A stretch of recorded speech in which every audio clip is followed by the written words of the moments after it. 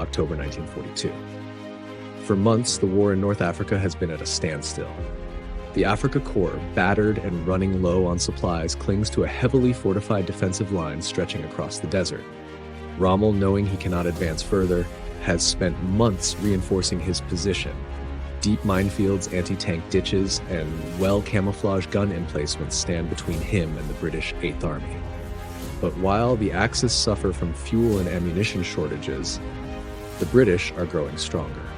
Under their new commander, Bernard Montgomery, the 8th Army has been rearmed, reorganized, and reinforced. Now they are ready to strike. Montgomery's plan, Operation Lightfoot, is designed to grind the enemy down through overwhelming force. A massive frontal assault will tear through the minefields, clearing a path for British armor to break through and destroy the weakened Axis forces. Montgomery refuses to risk any bold but reckless maneuvers. This will be a battle of firepower and endurance. The attack begins on the night of October 23rd. Over 900 artillery guns open fire, bombarding Axis positions for 5 straight hours. The desert sky flashes with explosions as shells rain down on German and Italian defenses, shattering bunkers and tearing through trenches. The British have learned from past failures. Before their infantry moves, they make sure the enemy positions are softened up. Then the attack begins. Tens of thousands of British, Australian, New Zealand, South African, and Indian troops advance into the dark, pushing forward through the dust and smoke.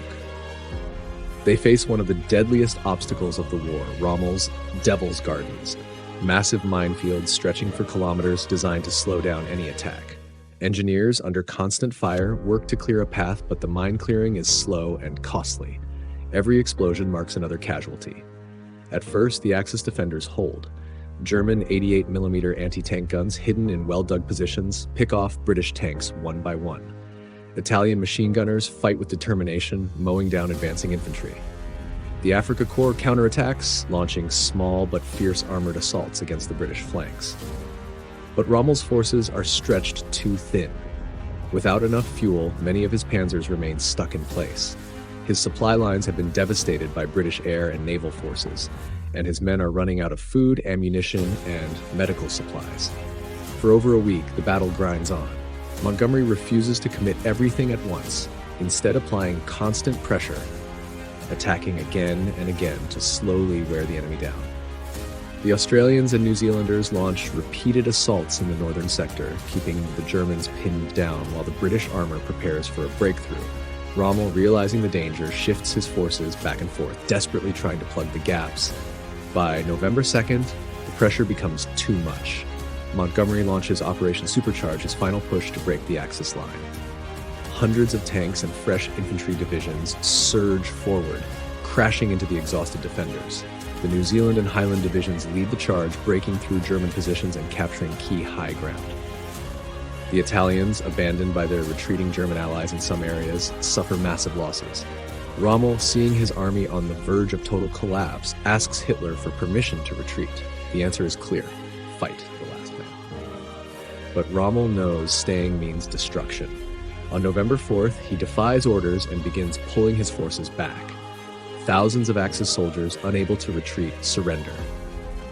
Burning tanks and abandoned equipment litter the battlefield. British and Commonwealth forces continue the advance, pursuing the retreating Afrika Korps across the desert. By the end of the battle, the Axis have lost over 50,000 men, killed, wounded, or captured. Rommel's once feared Afrika Korps is in full retreat, heading west toward Tunisia. The British 8th Army, now with the momentum, will not stop until North Africa is in Allied hands. The Second Battle of Alamein is over. The Axis will never again threaten Egypt or the Suez Canal. From this moment on, they are on the defensive.